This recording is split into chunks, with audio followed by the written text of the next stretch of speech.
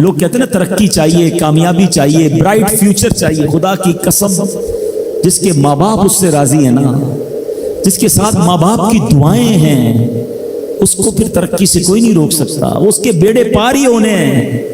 اور ساری دنیا واہ واہ کر رہی، ماں باپ پریشان ہے، وہ برباد ہی ہونا ہے.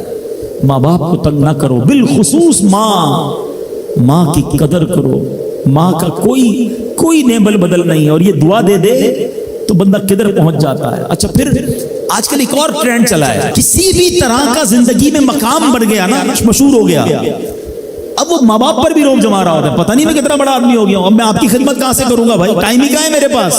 ان کو کبھی یہ روب مت جمانا. ارے آج اگر کچھ بن بھی گئے ہو نا، یہ انہی کی دعائیں تھیں، اور ان کو کہہ رہے ہو بڑا آدمی ہو گیا ہو. حضرت موسیٰ کلیم اللہ علی نبینا علیہ الصلوۃ والسلام، کتنا بڑا مرتبہ ہے. اور آپ نے ایک بار اللہ کریم کی بارگاہ میں عرض کیا، مولا مجھے جنت میں اپنا پڑوسی دیکھنا ہے.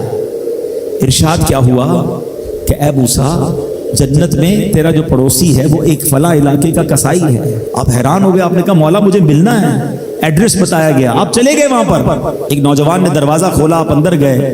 گھر میں گئے تو دو بوڑھے ماں باپ، بوڑھی شخصیات تھی. انہوں نے حضرت موسیٰ کو دیکھا، آپ کی رسالت کی گواہی دی اور دونوں دنیا سے چلے گئے. وہ نوجوان کسی کام سے گیا، واپس آیا، اپنے دونوں والدین کو دیکھا کہ دونوں کا انتقال ہو گیا ہے.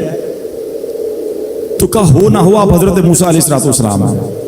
حضرت موسیٰ نے کہا میں نے تو نہیں بتایا کہ میں کون ہوں، تمہیں کیسے پتا چلا؟ کہا میرے ماں باپ روزانہ دعا کرتے تھے کہ یا اللہ اس وقت تک موت نہ دینا جب تک حضرت موسیٰ کا دیدار نہ کر لیں. آپ ہمارے گھر آئے ہیں، آپ کو انہوں نے دیکھا ہے، یہ چلے گئے دنیا سے، آپ ہی حضرت موسیٰ ہیں. حضرت موسیٰ نے فرمایا بتاؤ کچھ اور بھی دعا کرتے تھے؟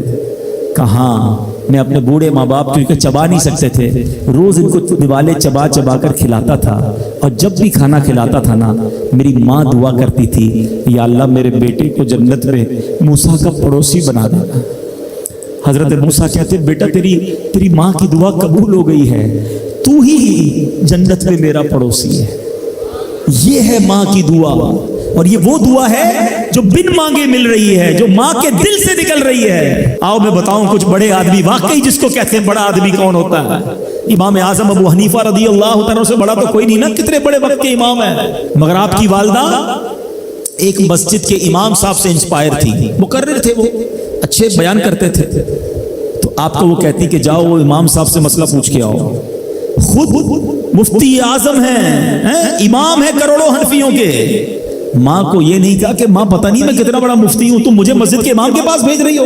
آج تو یہ ڈائریکٹ جواب دے دیتے ہیں نا، مجھے پتہ نہیں میں کون ہوں، مجھ سے بحث کر رہی ہو. اتنی کتابیں پڑھی ماں، تم نے تو پڑھا ہی کچھ نہیں. ابو جان آپ کو دنیا کا کیا پتا، مجھے پتا ہے. سنو امام اعظم، یہ ایسے نہیں بنتے بڑے لوگ. ماں کو کہتے ٹھیک ہے ماں، مسجد کے امام کے پاس جاتے، اس مقرر کے پاس جاتے.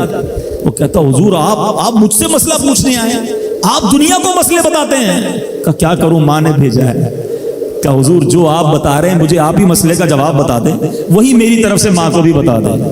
ایک بار ماں نے کہا کہ میں خود جا کر پوچھوں گی، پھر بھی امام اعظم نے منع نہیں کیا. اچھا کئی میل کا سفر تھا. امام ابو یوسف کہتے ہیں ہم نے خود دیکھا کوفہ کی گلیوں میں کہ امام اعظم اس خچر یا اس سواری کے لگام تھامے ہوئے ہیں، ماں اس پر سوار ہے اور وہ بازار میں اسے لے کے جا رہے ہیں. ماں کو یہ نہیں کہا کہ ماں تم مجھے تکلیف دے رہی ہو، وہ میرا شاگردوں کا بھی شاگرد ہے، اس کو کیا پتا جو مجھے پتا ہے. اللہ اکبر. ماں جاتی ہیں، مسئلہ پوچھتی ہیں، واپس آتی ہیں، امام اعظم ماں کو کچھ نہیں کہتے. یہ ہوتا ہے ماں کی فرما برداری. آج دیکھو دنیا ان کے گن گا رہی ہے. سیدنا بایزید بستامی رضی اللہ تعالیٰ عنہ کتنا بڑا نام ہے، اولیاء کے سردار ہیں. دیکھو ماں کی خدمت کیسی کرتے تھے. آپ کی والدہ نے سردیوں کی رات کی، سخت سردی کی رات، آپ سے پانی مانگا.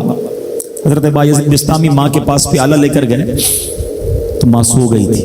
ماں کے سرہانے پیالہ لے کر کھڑے رہے، رات بھر کھڑے رہے سخت سردی میں.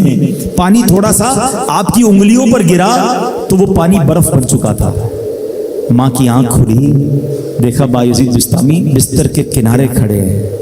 کہ بیٹا کیوں کھڑے ہو؟ کہ ماں آپ نے رات پانی مانگا تھا نا، اس لیے کھڑا رہا کہ نہ جانے کب آنکھ کھل جائے. اب جب پانی دینے کے لیے پیالہ الگ کیا نا تو وہ برف چمڑی سے چپک چکی تھی، تو جب وہ برف الگ ہوئی نا ہاتھ سے خون نکلنے لگا. حضرت بایزید بستامی رحمت اللہ تعالی کی ماں نے جب یہ دیکھا نا کہ بیٹا ساری رات کھڑا رہا اور اب اس کا ہاتھ بھی لہو لہان ہو گیا. حضرت بایزید بستامی کی ماں نے پتہ اس رات کیا دعا دی کہتی یا اللہ میں اس سے راضی ہوں، تو بھی اس سے راضی ہو جا۔ دیکھو کیا مقام ملا، اولیاء کرام کے سردار بن گئے۔ یہ وہ دعائیں ہیں جو دل سے نکلتی ہیں۔ ماں باپ کی خدمت ایسی کرو، اب کہو نا ان کے دل سے دعا نکلے۔ جب وہ دعا نکلے گی نا پھر وہ کام بننے آپ سوچ نہیں سکتے۔